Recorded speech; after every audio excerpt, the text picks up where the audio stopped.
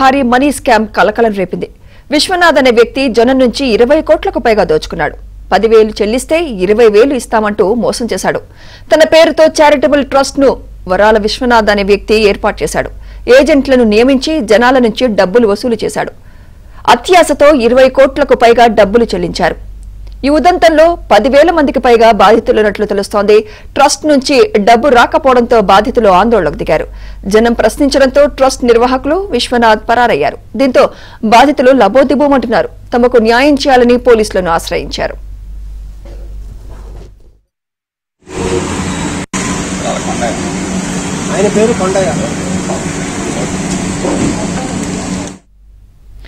Money scam కి సంబంధించి మరింత సమాచారం మా ప్రతినిధి మహేష్ అందిస్తారు. మహేష్, ఇక్కడ నెల్లూరులో మరొక మనీ స్కామ్ ఒకటి బయటకు వచ్చింది. ప్రధానంగా చూస్తే గతంలో కూడా హిమ్ వంటి సంస్థలు ఇలాంటి మనీ స్కామ్ లో పాల్పడ్డాయి. అప్పట్లో ఏపీఎన్ ఆంధ్రజ్యోతి 20,000 కోట్ల మనీ స్కామ్ ని బయటపెట్టడం జరిగింది.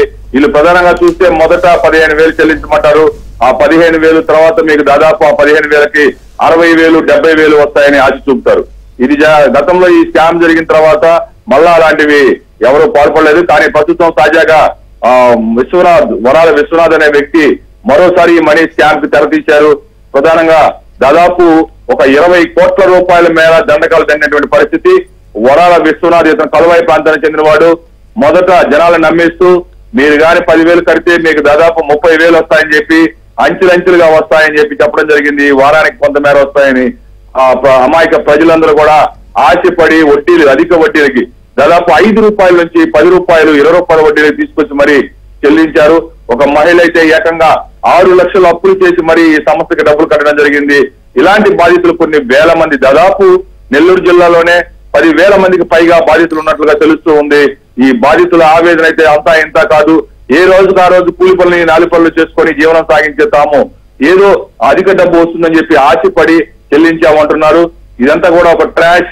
ప్రజల్ని, అమాయకుల్ని మోసం చేసి ఈ విధమైనటువంటి స్కామ్లకి పాల్పడుతున్నటువంటి పరిస్థితులు వరుసగా జరుగుతూ ఉన్నాయి. గతంలో కూడా చాలా మంది ఇలాగే లక్షలాది మంది మోసపోయినటువంటి పరిస్థితులు ఉన్నాయి. అయినా కూడా ప్రజలు మరోసారి మోసపోవడం జరిగింది. ఈ వరాల విశ్వనాథ్ తిరిగి చెల్లింపులు చేయలేదు. దాంతో బాధితులకు అనుమానం వచ్చింది. వెంటనే ఒక్కసారిగా బాధితులందరూ వెళ్లి ఆ కార్యాలయానికి వెళ్లి ప్రశ్నించగా తర్వాత ఇస్తాము, వచ్చే నెలలో ఇస్తాము, ఇవ్వకుండా వెళ్ళిపోతామా, ఇట్లా రకరకాలుగా మాట్లాడడం జరిగింది. దాంతో వీళ్లలో అనుమానాలు పెరిగిపోయాయి.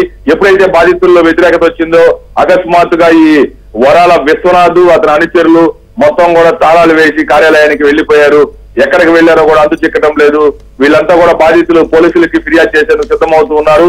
దాదాపు జిల్లా మొత్తం మీద కూడా 10,000 మంది బాధితులు ఉన్నారు. వీళ్ళందరూ కూడా చాలా పేద, నిరుపేద, మధ్యతరగతి ప్రజలే.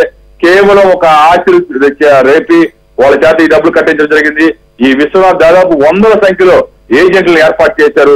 మీరు కానీ ఒక్కొక్కరి చేత 10,000 చెల్లిస్తే, అంటే 10,000 కట్టిస్తే మీకు దాదాపు 3,000 రూపాయలు ఇస్తామని చెప్పి వాళ్ళకి 3,000 రూపాయలు ఇవ్వడంతో వాళ్ళు కూడా ఆశపడి పెద్ద మొత్తాల్లో డబ్బులు అమౌంట్ కట్టించడం జరిగింది. ఈ సంస్థ ఎక్కడికి పోదని చెప్పారు. కానీ వాస్తవానికి చూస్తే మొత్తంగా 20 కోట్లు స్వాహా చేసి ఈ వరాల విశ్వనాథ్, అతని అనుచరులందరూ కూడా పరారవటం అందరినీ ఆందోళన గురి చేస్తుంది. దయచేసి తమకు న్యాయం చేయాలని బాధితులందరూ కూడా వేడుకుంటూ ఉన్నారు. Right, thank you Mahesh.